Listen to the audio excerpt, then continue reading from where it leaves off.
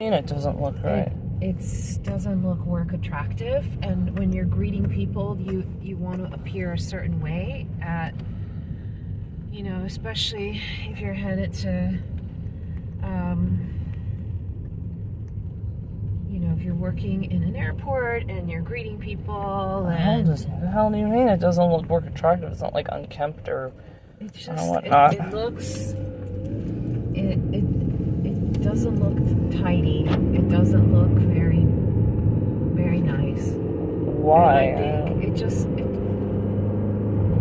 doesn't look very nice. I think you need to really start considering, like, when you start thinking about the future and you start thinking about applying for jobs, what are some things that people want to, like, for example, when I had certain jobs, I had to dress a certain way because they have like a code. Dress code, yep.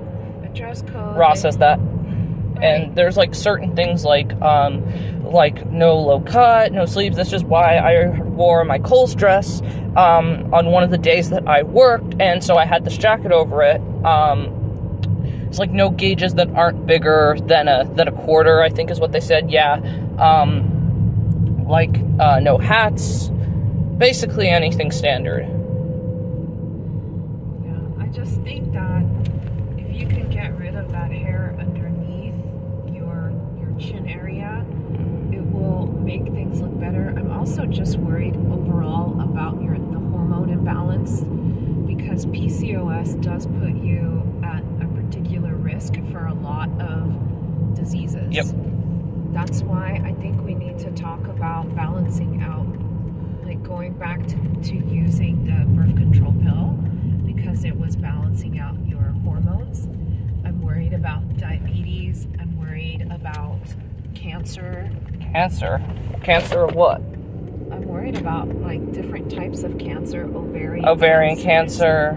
And taking the pill actually helps, provides some form of prevention in regards to that. Well, the specific pill that I was on was causing stomach problems and actually made me gain weight. No, actually the pills don't do that. If you do more research into birth control pills, I mean, I've been on, just so you know, I have worked with Planned Parenthood. In my experience, I've used so many different types of birth control pills, and I've been on very low dose ones. So if you go on lower dose ones, really, if you do research, birth control pills do not make you gain weight. In fact, they will help you manage your hormonal imbalances in regards to the PCOS. I have an OBGYN appointment on Thursday, June 6th at 3 o'clock at the Rockwood? Or, no, not Rockwood. Clackamas. Clackamas, You know right. that hospital that's up the road from the town center? Yep, that's where whatever that Thursday is. No, it is June 6th. No, because June 9th is a Sunday, so, and then June 9th is a Sunday, June 8th is a Saturday. So it is June 6th, that's right. June 6th, okay. Yeah. So I think... And I also have to get blood work done, too. Blood work at the OBGYN. There's a lab there, so... Well, they're probably looking at your hormones, because... That's exactly why they need to do the blood work. I do think we really... I want to make sure that you have a happy, healthy life. And the way that to have a happy, healthy life is to make sure you look at areas of health risk for you, okay? Mm-hmm. So we want to make sure that we keep you healthy.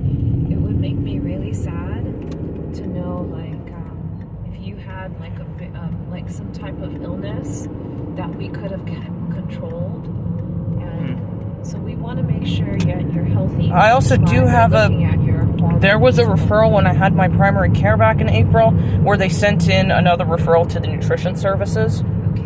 Yep, so I don't have an appointment set there lined up, but the only one I do have, the ones I do have are the OBGYN that's on June 6th, in addition to some blood work, and then Wisdom Tooth, of course, which is that Friday. Yeah, I think, and I think for a lot of people who have PCOS, they do grow facial hair. Mm-hmm. I totally understand, but I think it's because they're not controlling their hormones, and they're just. What if it just occurs naturally and it doesn't even if they do even if one does everything in the power, it can still happen.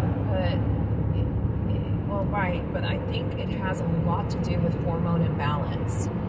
And if you're not examining and looking at your hormone imbalance, because PCOS is not something that is, it's kind of difficult to figure out how PCOS kind of emerges. It's always been around in populations. Oh, yes. And that's why you kind of have these legends of the bearded... Old wives' tales. Well, the bearded ladies in the circus, right? Oh, yeah, that's how, That's like, likely sideshow, yeah. A person with PCOS. Yeah. So I think that's, but these people don't have long lives. People with PCOS do not. They usually have some other co-occurring health condition. Oh, comorbidity? Yes. Mm-hmm. So this is why it's important to control the PCOS. Mm-hmm. And then also, to be quite honest with you, when you're working and getting a job, having a hair down here is not, it's not conducive to finding a job. Like, I would love to do the application for you at the airport. It pays $5 more than... If you want, I'll just apply on my own, and I'll just do the application myself. I can help you, but one thing I suggest, it's a type of customer job, service. right? Well, so is Ross, and they've never. It's person facing. So is Ross too.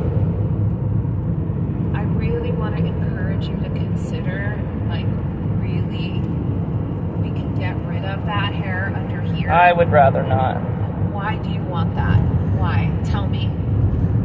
Why? I didn't really feel that it's necessary. Not to mention, there's a lot of pain. There's a lot of expense. It's not expensive.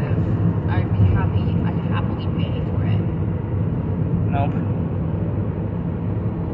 I'm letting you know that it's going to be harder to find a job with hair, facial hair like that much to that extent on your face. Ross hasn't said anything. No, Ross doesn't even give a crap about it, so. Well, Ross is not going to say anything. And what has your job coach said about it? They've never said anything either.